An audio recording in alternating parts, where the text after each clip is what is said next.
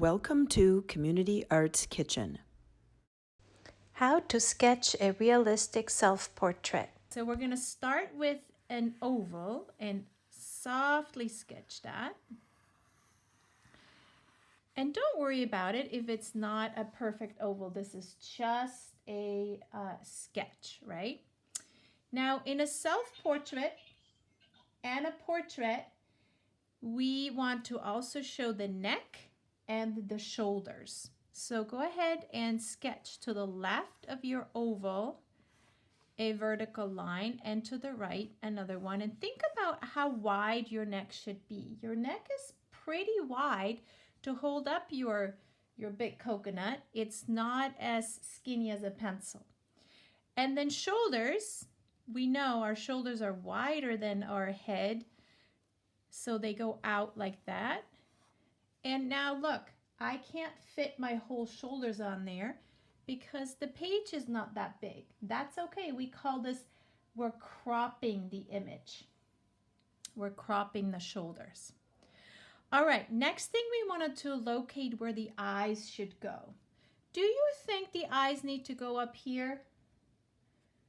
I don't think so. I don't think my eyes are on my forehead. So if you could measure from the top of your head to the bottom of your chin in relationship to that, where are your eyes located? I'm looking at my video. I'm thinking they're about halfway. So we're going to draw a super soft, light horizontal line about halfway on the oval, and that's going to be for our eye level. Okay. Now we know our nose is below our eyes, but how far down? And where are our lips located? So mathematically speaking, you're going to divide the section below your eyes into thirds. So 1, 2, 3 lines. And one line is going to be for my lips. The other line is going to be for the bottom of my nose.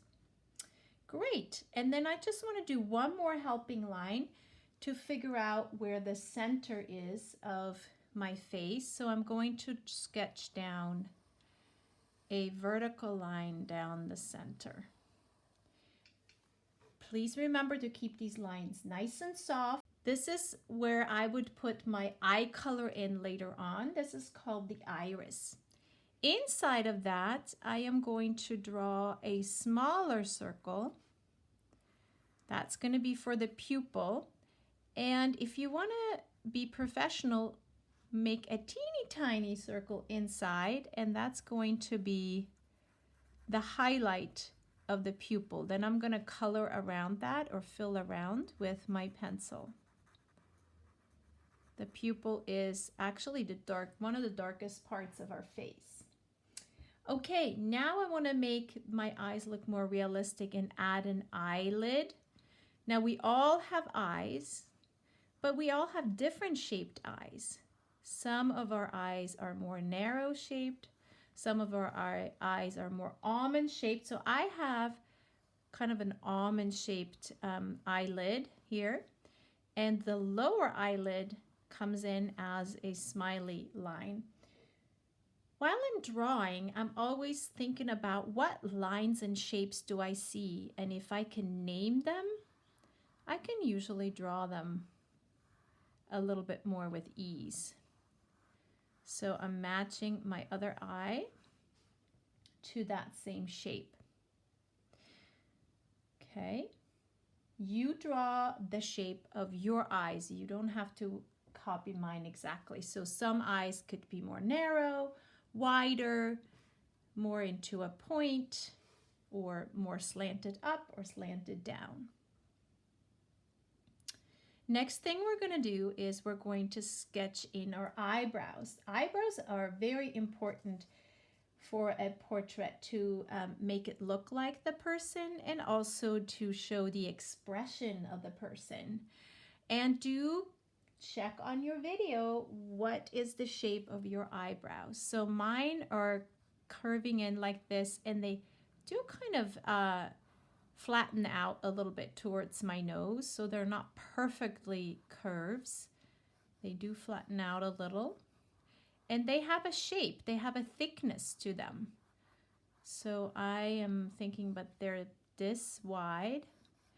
And later on, when I'm going to add color, I am going to use my watercolors and figure out what recipe, what colors do I need to mix together in my watercolor set to mix my color of my eyebrows and my hair. I'm going to do that later. Okay, do you know who has the world most famous eyebrows? It's an artist. Her first name starts with an F. Her last name starts with a K. Have you heard of Frida Kahlo before? Connection? She has a exhibit right now. Her artwork is exhibited at the De Young Museum. And she has the most famous eyebrows because her eyebrows are connected, called a unibrow, and she always proudly added the unibrow into her self-portrait work. Okay, let's work on the nose. Noses are tricky, so I'm going to help you. Start from the corner of your left eye, drawing a vertical line down. Do that on the right, and you still have your midline right there. Now, what always gives me trouble is the bottom of my nose, the round part of the bottom of the nose and my nostrils. So I figured out how to do this with a heart shape. What? Yep, watch. I'm going to draw a heart shape so that the bottom of the heart kind of wraps around my guideline here. Okay, and I know it looks silly for now, but now you're going to take your pencil and erase the top of the heart and a little bit the bottom of it. And while you're at it, you can also erase the midline now. We don't need that anymore. And then I am just lightly bumping in this side of the heart and this side of the heart to give you the nostrils. Now, each and every one of us has a nose, but everybody's nose has a different shape. There's wider noses, there's more narrow noses, there's more pointy noses, there's more flat noses. You do your nose. I think mine is a little bit wider, so I'm going to start adjust that. Okay, now I would like you to focus right below your nose. You can even put one finger there and point below your nose, which is connected to your upper lip. Do you feel this little dip there? And this dip, we're going to draw as a very soft U shape. And that then leads to the top of my lips, my upper lips. Now I want to know how wide my mouth is. We all have mouths, but we all have different shaped mouths and different size mouths. If your mouth is relaxed and you're not grinning or frowning, the corners of your mouth actually line up with the center of your eyes. I find that fascinating. So I draw a line from the center of my eye, a vertical line down to where my lip will go. And I know it looks like I'm crying right now, but I'm going to erase that. So this is going to be my anchor point for the corners of my lips, and I'm going to draw 2 dots right there. All right, now from the dots, I can now draw a curvy line like this for my lower lip. And right now we're just drawing kind of a relaxed smile. And then from there, I'm going to connect the dot for my upper lip really close to the U shape below my nose. And this also, you could call it like a bird in flight. Again, if I can name it, I can draw it more easily. And now I'm just going to divide the lips with a slight curve like that. Now, if you feel like, gosh, that's looking too stern, too not smiling, I'm going to erase the corners of my mouth and just pull them up a little and adjust the smile that way. So already it looks a lot more friendly. Okay, so just try to pull the corner of your lips up and it gives you a friendlier expression. Okay, now I'm going to erase my helping lines. Done with those. And if you have magic rub erasers, I have one handy right here. That process is sometimes done a little bit easier. All right, we are missing ears and hair. If you would like to put your ears in because you can see your ears, please do that. If your hairstyle covers up your ears, you don't have to put the ears in. But let's figure out where the ears would go. Because if I don't measure, you know what I sometimes do? I would just guess, okay, this would be where my ear is. And then I kind of compare this and I go, this looks too small compared to the size of the head. So let's measure. I don't think this is right. So if you put your fingers right around your eyebrows like that and wrap them around your head like a hairband like this, do you notice how your eyebrows actually connect with the top of your ears? So eyebrows, tops of your ears, eyebrows, tops of your ears. So I'm just going to make a little line there. And then how tall are my ears? If I put my fingers on my own face right below my nose and imagine a band wrapping around, I'm noticing, the bottom of my nose connects to the bottom of my ear. So this is how tall my ear is. Oh goodness, see? Glad I measured before I drew it way too small. So if you are drawing ears, now we know how tall they are, and then from a front view, you really don't see a whole lot of your ears. You just see a little whoop-de-doo on the left and on the right. Okay, it's time to put in your hairstyle. Now, when we draw a self-portrait, hair could be quite challenging because we feel like we have to draw each and every little hair strand. Let's start with just the shape of the hair, and the hair actually sits on top of our head.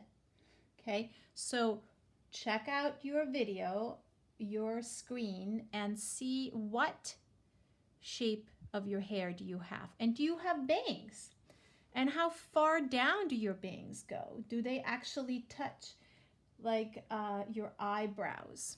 And do you have hair that divides and falls over your ears? And how far does it go down?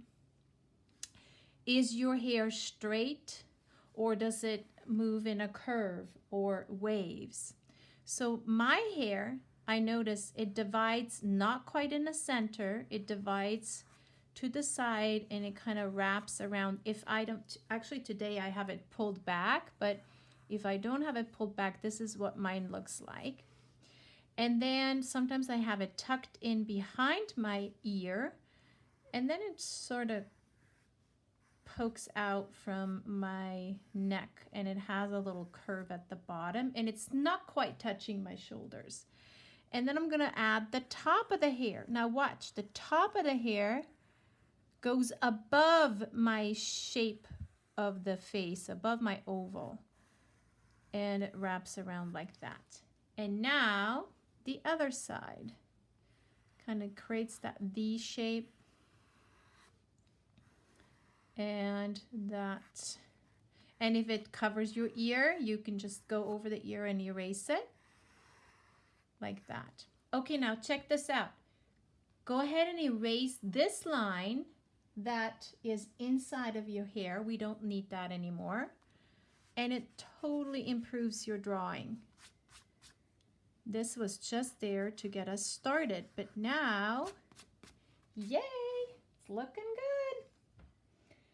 Now at this point, you can go ahead and make some adjustments. To me, it feels like my neck is too wide, or it's too too like static looking, so I'm going to just change it up a little. Maybe my neck is too round, so I would kind of taper it off. My chin is a little bit more flat at the bottom, I think. And I don't really want these chipmunk cheeks. So because we sketch so softly, you can now easily erase and make changes. Another thing artists may want to do now is add a collar of your shirt. Are you wearing a round collar or a V-neck collar? Do you have any personal items you want to add, like a necklace or earrings, or maybe you're wearing glasses? You can put your glasses right over the top, like that. Or do you want to add your earphones in there? Or it's 2020, maybe you're wearing a mask, right? That's totally up to you. Thanks for watching. Community Arts Kitchen was created and developed by Barbara Libby-Steinmann and Anna Rochester. See you next time.